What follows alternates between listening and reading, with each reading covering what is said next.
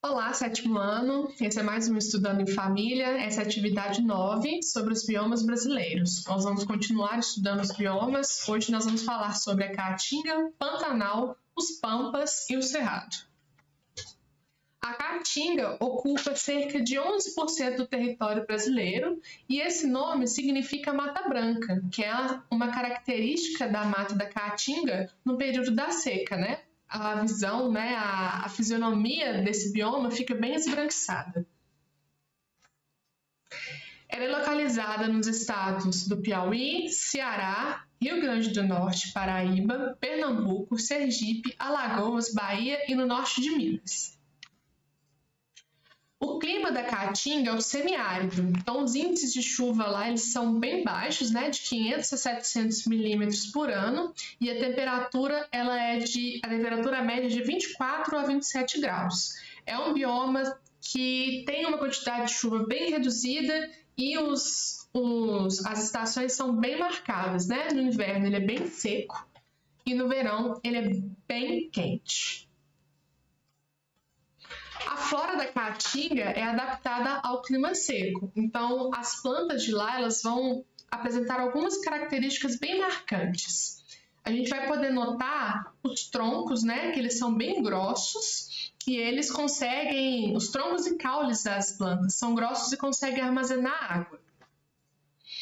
Esse aqui é um exemplo do mandacaru, que é um tipo de cacto muito comum na região. Esse é o coroa de frade, um outro tipo de cacto, também encontrado na região. E esse é o xique-xique. O xique-xique, ele é utilizado para alimentação e como vocês podem ver, o tronco dessa planta consegue armazenar água, né? Vocês podem notar também os espinhos. Uma das estratégias das plantas da Caatinga para não perder muita água foi, ao longo da evolução, substituir as folhas pelos espinhos. Os espinhos perdem menos água, quase nenhuma água, né?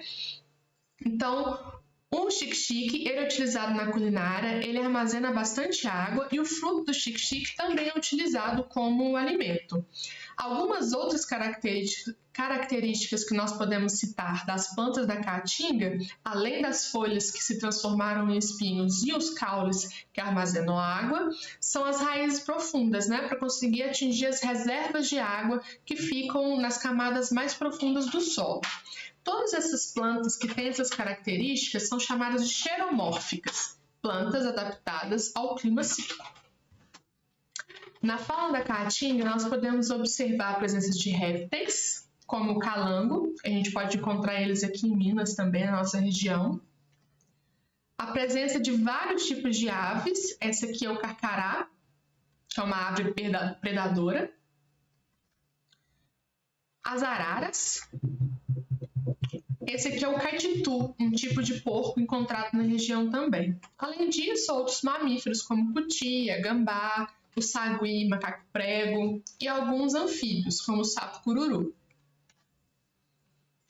O Pantanal, também é chamado de Pantanal mato-grossense, né? Ele é a maior planície alagável do mundo. É um bioma localizado não só no Brasil, mas também em outros dois países da América do Sul, a Bolívia e o Paraguai.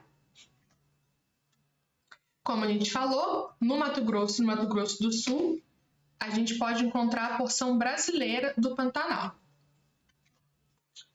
O clima do Pantanal é semiárido, ele tem duas estações muito bem definidas. A seca, que é no inverno, que ocorre de abril a setembro, e o verão, que ocorre de outubro a março, com a quantidade de chuvas bem elevadas. Essa chuva faz a formação das lagoas, que é uma característica bem marcante desse bioma. Nessa foto a gente pode ver a comparação de uma área na seca e de uma área no verão. A flora do Pantanal ela vai variar dependendo do local que a gente analisar. O Pantanal é considerado um ecótone, ou seja, é uma região que tem a mistura, né, a divisão e a presença de vários outros tipos de vegetação de outros biomas. Uma das plantas mais características do Pantanal é, de longe, a Vitória régia, né? Que são essas plantas aquáticas, com essa floração branca, que ficam flutuando nas lagoas temporárias. A fauna do Pantanal é bem diversificada, assim como a flora, né? Nós podemos encontrar peixes, como o jaú, que é um peixe bem grande, que pode atingir até 1,80, 2 metros de comprimento e cerca de 70, 80 quilos. Nós temos vários répteis, um exemplo aqui é o jacaré, e também tem a sucuri, muito conhecida. O jacaré, ele habita essas lagoas temporárias na época do verão e na seca ele vai para os rios. Nós temos também as capivaras, que nós podemos encontrar em outros biomas do Brasil. A onça, que também é presente na maior parte dos biomas do Brasil. E nessa imagem a gente pode ver como é a diversidade das lagoas. Nós temos aí o tururu, que é esse pássaro com o papo vermelho. Nós temos o veado campeiro ao fundo e lá no fundo a gente tem as garças.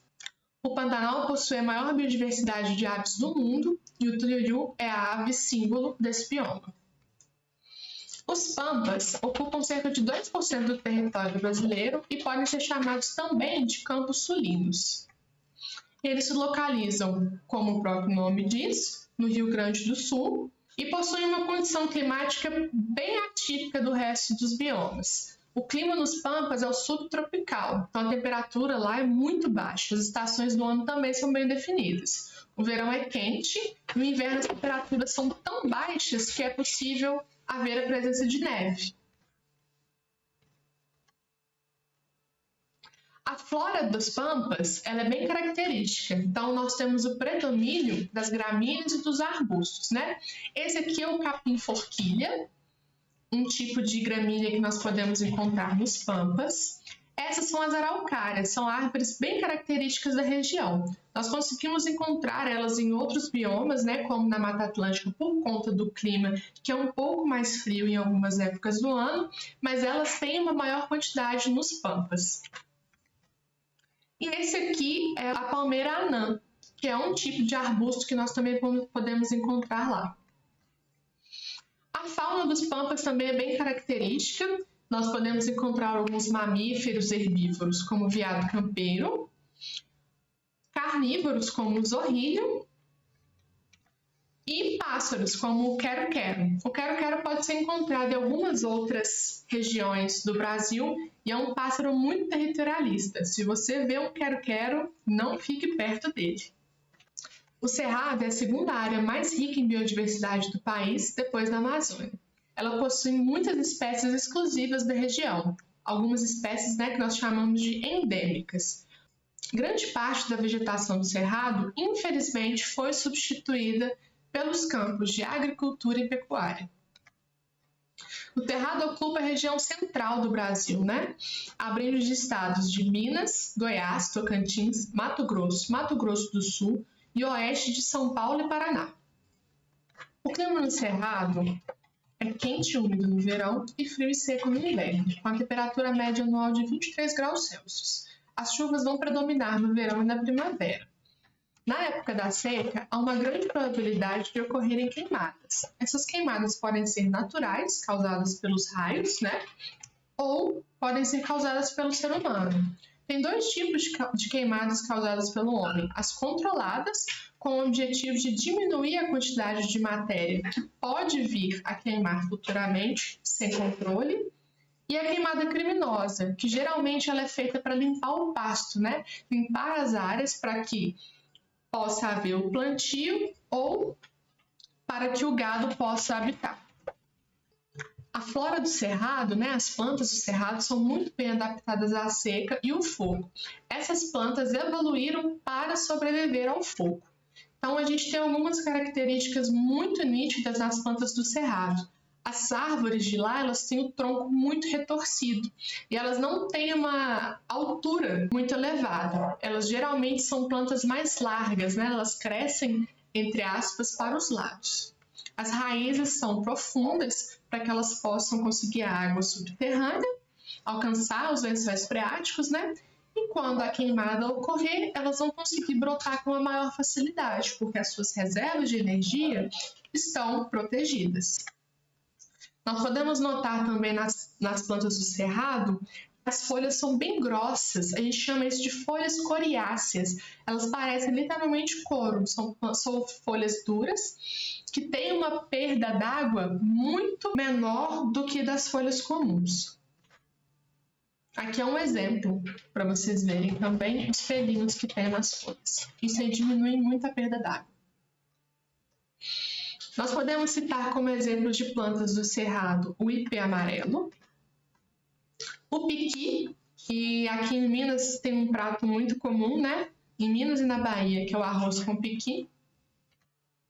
Esse é o buriti, que é uma palmeira muito comum do cerrado também. E esse é a sempre-viva, que é uma planta que floresce nos campos e mesmo depois da florada, ela continua com esse aspecto de sempre-vivo, por isso o nome. A fauna do cerrado é bem diversa, nós podemos encontrar vários representantes de várias famílias. Nós podemos encontrar as antas, o lobo-guará, a ema, que é um símbolo do Parque Nacional, porcos selvagens, capivaras, também presentes em outros biomas do Brasil. E é isso. Essa foi a nossa aula. Espero que você tenha gostado. Caso tenha dúvidas, entre em contato comigo. E até a próxima semana. Tchauzinho!